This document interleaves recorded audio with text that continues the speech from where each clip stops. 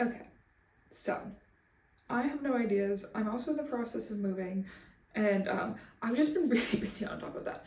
So today we're doing another short and sweet. As you can see behind me, I have the Dance Moms pyramid laid out.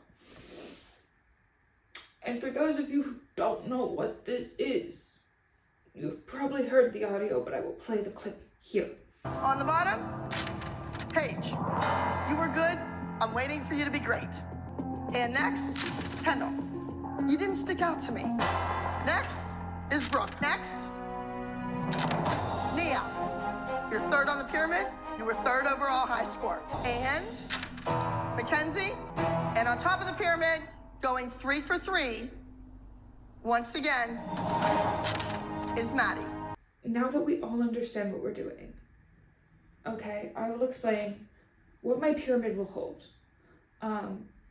Because recently, I have decided that the men this year in Formula One were not messy enough. I need divas. Bring back my divas. Where are my guys? Okay? And like, when I say diva, I want you to look at this picture of Feathers McGraw from the new Wallace and Gromit. That is a diva. That is diva behavior, okay? That's what we need from these men. They're not delivering, okay? But I've decided to give you my top 6 diva moments for the year. Now, why are these just numbers on a wall and not photos? As we saw in the video, I should have a photo covered by another piece of paper that I dramatically rip away. As I might have mentioned before, I'm busy and I'm moving. I just don't have a printer. So I will be putting them in post, and we will hope that I just don't do this the whole time. You know, because that would be really horrible for me. Yeah, I hope you enjoy. This is all meant in good fun. Like, none of these, like, there might be, like, seriousness somewhere in them, but, like, we're looking at them as, like, oh my god, what a diva moment. Kind of iconic. So, yeah. Also, I'm gonna be completely honest, I kind of tapped out of the season around May because nothing was giving. It was just looking like a repeat of the year prior. It's sad. I'm doing my best catching up and just letting the diva behavior be known. Okay, sorry, we've had a slight camera readjustment to make sure that I'm fully in frame the entire time I do this. Now, shall we begin? Over here in 6th place, you know who I put there? Pierre and Esteban. Because these divas, all they did was fight. And then one of them left the team. That's it. Diva behavior. It was boring, it was basic, but at least it was diva behavior. Right? Like, we get the vision, don't we? After that, and number 5, I wrote the clip, but I don't want to get copyrighted. I'm pretty sure the Dance Moms thing has probably already gotten me copyrighted, but whatever. In number 5, we have Liam Lawson explaining the entirety of the driver's dinner, George Russell, Max Verstappen drama. So basically, what happened, right, is everybody else showed up before George, right? And they were all sitting, and like it became kind of this like group thing where they were just kind of like, ha, what if, like this was right after Max and George had been fighting. Keep this in mind. They're like, ha, what if we leave the only empty chair next to Max? And that is what they did. So when George showed up, he picked up the chair, walked like all the way around the table with it, and set it down. I think it was next to Lewis. And like that's where he is in the photo. He's just kind of like on a corner instead of like where he should have been sitting at this driver's dinner. And I don't think the behavior at the dinner is the diva behavior. Let's get one thing 100% correct, right? It's not the dinner party behavior that's diva. It's Liam going on a podcast and then deciding to share all of this. That is the diva behavior. And like, it's fun diva, right? We're going fun diva. We're not going like drama, like, oh my god, he crashed my car diva, right? We're only doing fun diva behavior. And I think it's incredible that he decided to choose to do that. He chose violence, in a sense, one could say. But it was fun. and entertaining for me. Okay? I want this to be like Real Housewives sometimes, and it's not. And I need to accept that, because men will just never be as iconic, funny, or entertaining. It is what it is. Okay? At number 4, we have Lewis Hamilton announcing he's leaving Mercedes before the season has started, but his new contract at Ferrari doesn't start until the next year. So he basically just kind of doesn't really care the whole year. It's like giving you 3 months of this time and you show up to work. I love it. Diva behavior. Also included in this is the time he just completely laid down on the couch waiting for everybody to show up for a press conference. Yeah, diva behavior. I think it's funny. I think it's fantastic. It caused such a fuss, such a drama.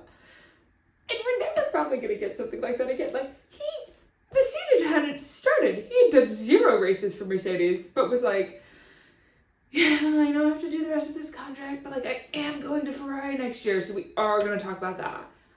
I am interested to see what outfits he tries to pull at Ferrari. He's done some stuff at Mercedes. Has some of it been questionable? In my opinion, yes. But we will see. We will see, and I hope it's fun. Now for 2 and 3, I've been going back and forth in my little brain. It's just constantly going, right? And what I've decided is that I'm actually going to switch them for what they were originally were. And I think that's important for you to know. So technically now in third, so I'm reading my notes, in third, I would have Franco Coppolinto. I'm so sorry, babes. I'm on a tight time schedule. I don't have time to look it up. Basically what happened is he showed up halfway through the season to replace what was his name? He was the only American. He wasn't interesting is the answer. And at Williams, and he showed up and just like everything I ended up seeing about this man, because this is after I tapped out, right? He came back after like summer break in like September sometime. And he came back in, didn't get any points his first race, got points his second race. Fantastic news, right? Congratulations. Good for you. He got more points in like 2 races. Logan, that's his name. The Logan Sargent did in 2, like a season and a half, right? So he shows up, he does this, and then like what I saw to know he had entered F1 is just a news article about like some woman he's dating. And that's diva behavior. That is exactly how I should be introduced to a new member. I truly think it's beautiful that my introduction to somebody getting replaced in Formula 1 was learning about the new guy's girlfriend. Okay? Potential girlfriend. I think it was just a rumor. I don't even know if they were actually dating. But he also seems to be very heavily in like fan cam area where like people really like how he looks, which like good for them, but like to me, he is a child. I am older than him, right? So like, we beg questions. Anyway, moving on to number 2.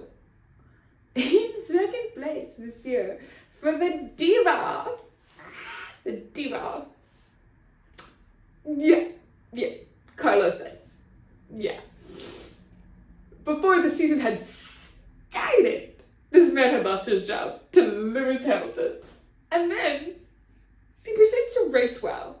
And then after he gets a new contract, mind you, with Williams, he's moving to Williams. RIP to a fallen soldier, this should not have been you. You should have gotten a better contract, is all I'm going to say on that. After he gets this contract to move to Williams, he just kind of chose violence the rest of the season. Like, I distinctly remember seeing clips where, like, he wasn't listening to team orders, and he was, like, trying to win when they wanted Charles to win. It was just this whole thing, right? But that's diva behavior. That is diva behavior. He has also had a laying down on the couch moment, post-Monaco, with Oscar Piastri. So, another diva win for our diva king. However, there was one diva that out-divaed them all this year, okay? And that is someone I've already talked about. But before we get to that, I want to give my honorable mention to Max Verstappen announcing his girlfriend's pregnancy, because there's a whole larger list of things we could go into there with his girlfriend and her father and like other things that have happened, and it is a dedicated video. I do have that in the works. I did not have time to get it done, and we definitely need photos for that on the wall, right? I need to be pointing all up in that, right? Like, that is an honorable mention, diva moment. I'm sure Lando had some, but I'm forgetting them. Lance always gets a shout out of being a diva, of just like, why are you even here? Like, why are you here? I'm sure Fernando had a diva moment. There's a lot of men who just didn't. And my honorary mention for number one diva moment of the year, as it would be every year, goes to Toto Wolff during that one like team principals meeting where he goes, I have it printed out. Diva. I love that clip. Roll the clip. Roll the tapes. Well, change your car. You've got a problem. Change your fucking car. Then you change your car, because Checo has been saying the car is fucked, and No, your he driver has hasn't. been going out. Speak to my drivers. Checo has been on the record and is in the Okay, let's video. go and get them. Yeah. I have it printed out. That is cinema. Cinema to me. Okay? But our number one diva of the year is Mr. Oscar Piastri. Because simply, when one supreme falls, another must rise. And I am talking about Australian racing drivers in this situation. Daniel, I'm sorry, babes. This was not a good year for you yet again. But Oscar doesn't have actually any standout moments. But you know why he's diva of the year is because he was always at the scene of the crime. He's always there. He's always somehow mixed up in everything. And that's the biggest diva move you can do. Always keep your name in their heads. Diva. Absolute diva. I have nothing more to say aside from he was there when Carlos was laying down on the couch. Diva moment. And I feel like there was something with Fernando, like halfway through the season. Him and Lando kind of having like, I'm gonna call it baby beef because it didn't seem like it actually affected their working relationship, but there was a couple like really tense moments. And like he would just kind of like get in fights with people about his driving. But yeah, he is my top diva of the year because he is always at the scene of the crime. And what is more Feathers McGraw petting a baby seal than that? Truly, you know? But yeah, those are my divas of the year. Thank you, men. A phrase I will never probably say again. Yeah, well, I hope you enjoyed. I hope this was at least entertaining.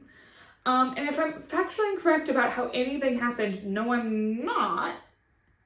You're remembering it wrong.